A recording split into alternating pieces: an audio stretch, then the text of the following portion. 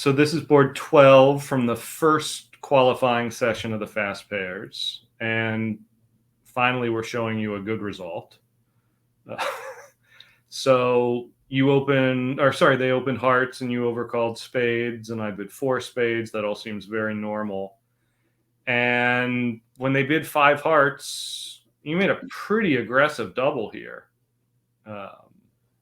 You will also notice that I did not bid Michaels. I was going to mention that too. You did not bid Michaels. This is another Greg doesn't bid Michaels hand. Yeah. This is the in-betweener hand. Like, we like the Michaels hands to either be purely preemptive or too strong to overcall. You like. I don't care. Well, because you don't like Michaels in general, out of your way not I try to restrict my usage of Michaels to ones where I really feel like, yeah. And so, yeah, I mean, this double.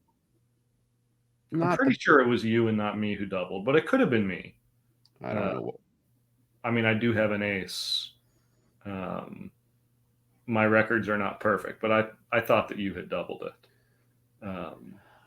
Honestly, I'm not entirely sure, but right. I mean, so first of all, like, I know they don't have a source of tricks in diamonds. Like, diamonds is my 5-card side suit.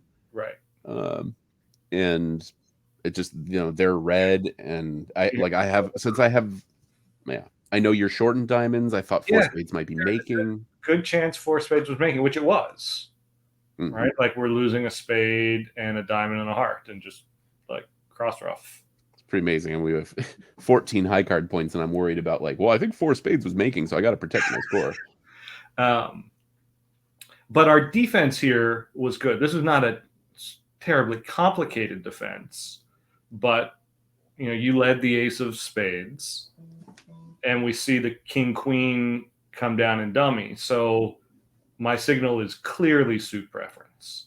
So when I played the deuce, you knew to play king of clubs, club to my ace, and a ruff.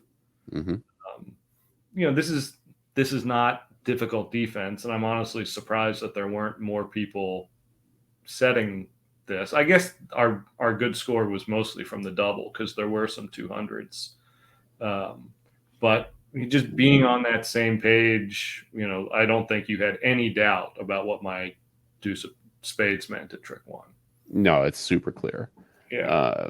And then the 200 would have been 80%. So yeah, but you have to have a fair amount of faith to plunk down the king of clubs with queen jack in the dummy, and partner having shown a weak hand, right? But I'm not going to signal willy-nilly. Like, that was a pretty strong signal for clubs. Right. The 2 of clubs. I mean, it is also important to remember that sometimes you don't have anything to signal. And so, like, what if you just had a Yarborough with, and you have nothing to signal at all. On this hand, I know you have a lot of spades. Right.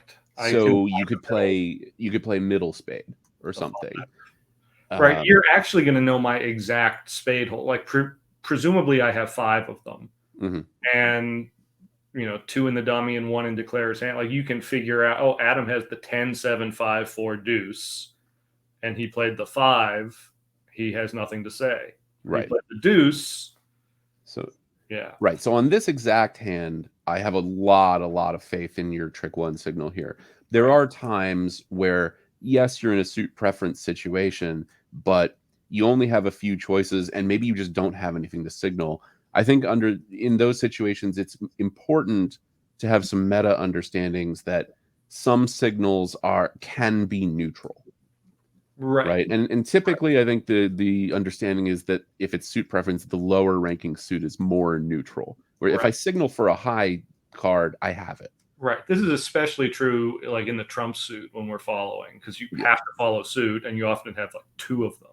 Yeah. So high-low is much stronger. The other mantra that I use here is, if I have to give partner suit preference and I don't have a preference, I'm going to signal for the suit that's going to be least disastrous.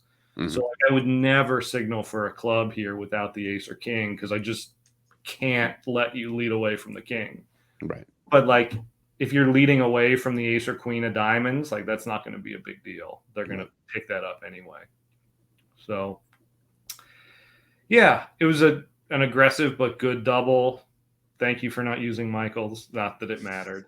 We also have an agreement that I remember from like 10 years ago, which is that if partner has showed significant length in a suit, like if they've shown or at least implied 6 or more, a preempt, for example, which could be 5, but like we're going to play it as 6.